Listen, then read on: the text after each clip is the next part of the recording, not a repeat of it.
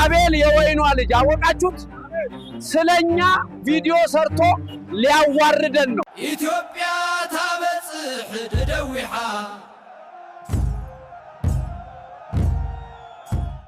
Hey y'all, Bigfoot here. This is my new single. Hope it don't scare y'all off. ከዚህ በኋላ ሁለታችንም አናስታውሰው። እኔን የገደልከኝ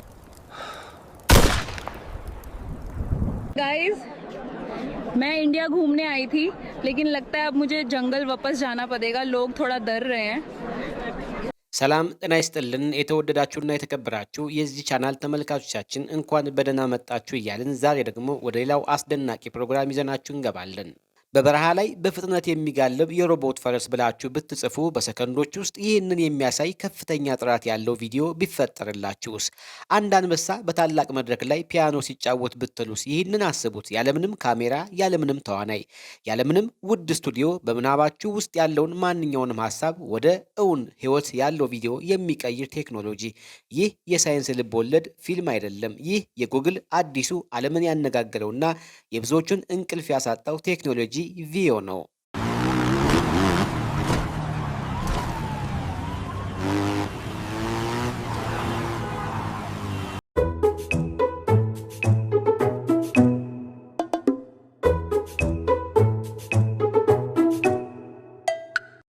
ይህ ቴክኖሎጂ ዓለምን ሊቀይር እንደሚችል ይነገራል። የሰው ልጅን የፈጠራ አቅም ወደማንገምተው ከፍታ ያደርሳል ይላሉ ደጋፊዎቹ። ነገር ግን ጥያቄው ወደ ጥሩ ወይንስ ወደ ክፉ የሚለው ነው። ይህ የፈጠራን በር ለሁሉም የሚከፍት ታላቁ አብዮት ነው ወይስ በሚሊዮን የሚቆጠሩ አርቲስቶችን፣ የፊልም ሰሪዎችን፣ ተዋንያኖችንና የፈጠራ ባለሙያዎችን ስራቸውን የሚያስቀር የኪነ ጥበብን ነፍስ የሚገድል የጥፋት መጀመሪያ? ዛሬ የጉግል ቪዮን አስደማሚ አቅም ከጀርባው የተፈጠረውን ዓለም አቀፍ ውዝግብና ለሰው ልጅ ይዞት የመጣውን ታላቅ ስጋት በጥልቀት እንመረምራለን። የቪዮን ታላቅነት ለመረዳት የጉዞውን መነሻ ማየት አለብን። ሁሉም ነገር የጀመረው በምስል ነበር። እንደ ዴል እና ሚድ ጀርኒ ያሉ ቴክኖሎጂዎች ጽሑፍ ወደ ምስል የሚለውን ሀሳብ እውን አደረጉ። ነገር ግን የሰው ልጅ ምኞት እዚህ አላበቃም። ቀጣዩ ግብ ምስሎችን ማንቀሳቀስ፣ ቪዲዮ መፍጠር ነበር።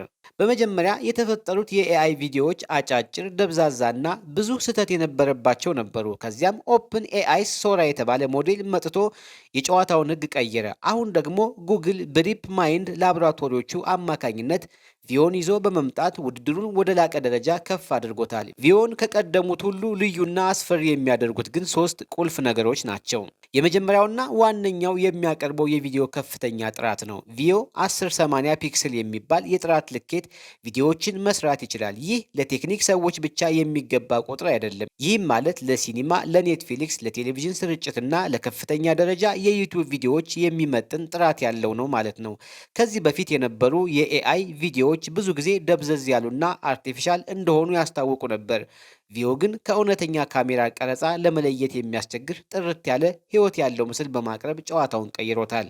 ሁለተኛውና ምናልባትም ከጥራቱ በላይ አስደማሚ የሆነው ነገር ወጥነት የማሳየት ችሎታው ነው። ከዚህ በፊት የነበሩ የኤአይ ሞዴሎች አንድ ገጸ ባህሪ ከአንድ ትዕይንት ወደ ሌላ ሲያሻግሩ ይቸገሩ ነበር። ለምሳሌ አንዲት ሴት በቀይ ቀሚስ ስትራመድ ከሰከንዶች በኋላ ቀሚሷ ሰማያዊ ሊሆን ይችላል። ቪዮ ግን ይህንን ችግር በትክክል ፈትቶታል።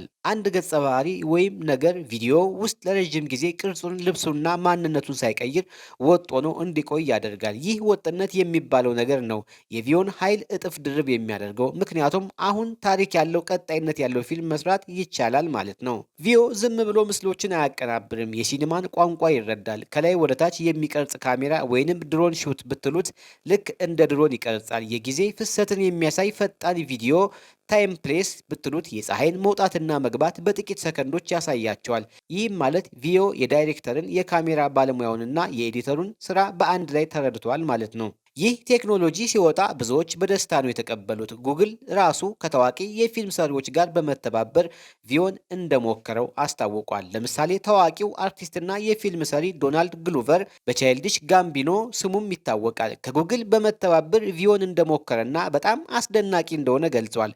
እሱ እንደሚለው ይህ ቴክኖሎጂ ሀሳብ ላለው ነገር ግን በጀት ለሌለው ሰው ትልቅ እድል ይፈጥራል፣ ታሪክን የመንገድ ሂደቱን ያፈጥነዋል ብሏል። ራሱን የቻለ አንድ የፊልም ሰሪ በማህበራዊ ሚዲያ ላይ እንዲህ ሲል ጽፏል። አሁን ታሪኬን ለመንገር የሆሊውድን በጀት መጠበቅ የለብኝም። ስለ አክሱም ስልጣኔ ዘጋቢ ፊልም መስራት ብፈልግ በ4ኛው ክፍለ ዘመን የአክሱም ገበያ ምን እንደሚመስል አሳየኝ ብዬ መፍጠር እችላለሁ።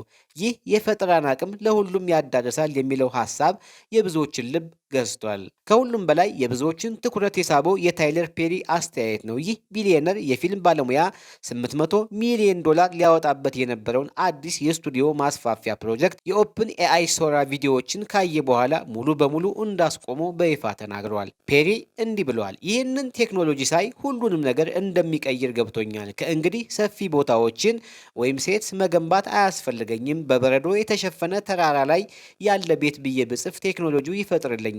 ይህ ለብዙ ሰዎች ስራ መጥፋት ምክንያት ይሆናል። ለተዋናያን፣ ለካሜራ ባለሙያዎች፣ ለኤሌክትሪክ ሰራተኞች በጣም አዝኛለሁ።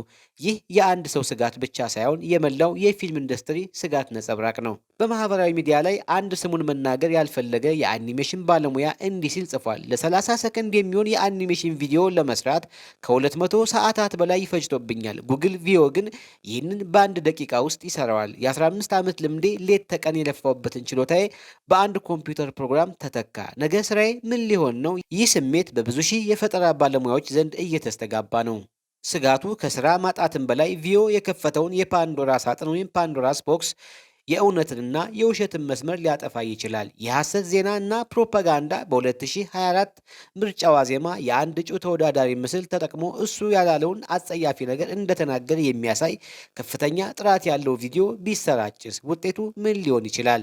ማጭበርበር። አንድ ሰው የእርስዎን ድምፅ ምስል ተጠቅሞ ለቤተሰቦ ስልክ ደውሎ አደጋ ላይ ነኝ ገንዘብ ላኩልኝ ቢልስ እንዴት ሊለዩት ይችላሉ? እንግዲህ የጎግል ቪዮ የቴክኖሎጂውን ጫፍ ያሳየ ድንቅ ፈጠራ ነው። ነገር ግን እንደ ማንኛውም ኃያል መሳሪያ ለመልካምም ሆነ ለክፉ ስራ ሊውል ይችላል። ትልቁ ጥያቄ የቱ እውነት የቱ በኤአይ የተሰራ ውሸት እንደሆነ እንዴት እንለያለን የሚለው ነው። የጉግል መልስ የማይታይ ምልክት ወይም ዋተር ማርኪንግ በሚባል ቴክኖሎጂ ውስጥ ይገኛል። ጉግል እያንዳንዱ በቪዮ የሚሰራ ቪዲዮ ላይ ሲንዛይዲ የሚባል በሰው ዓይን የማይታይ ነገር ግን በኮምፒውተር ሊለይ የሚችል የዲጂታል አሻራ እንደሚያደርግ አስታውቋል። ይህ ማለት ወደፊት አንድ ቪዲዮ ሲያጠራጥር ባለሙያዎች ያንን የማይታይ ምልክት በመፈተሽ ብቻ በኤአይ የተሰራ መሆኑን ማረጋገጥ ይቻላል።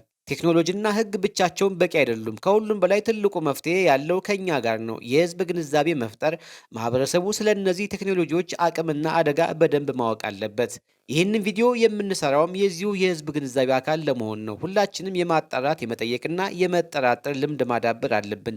አንድ ቪዲዮ ወይም ምስል ከልክ በላይ አስገራሚ ከሆነ ይህ እውነት ነው ወይስ በኤአይ የተሰራ ነው ብሎ መጠየቅ የዘመኑ ዜጋ መለያ መሆን አለበት። እናንተስ ምን ትላላችሁ? የጉግል ቪዮ የሰው ልጅን ወደፊት ያራምዳል ወይስ ወደ ጥፋት ይወስዳል? የቴክኖሎጂ እድገት ገደብ ሊኖረው ይገባል? የታይለር ፔሪን ስጋት ትጋራላችሁ ወይስ የዶናልድ ግሎበርን የፈጠራ እድል ነው የምትሉት? ሀሳባችሁን በኮሜንት ላይ አካፍሉን። አብራችሁን ስለቆያችሁ ከልብ እናመሰግናለን። በሌላ ፕሮግራም እስከምንገናኝ ድረስ ሰላም ሁኑ።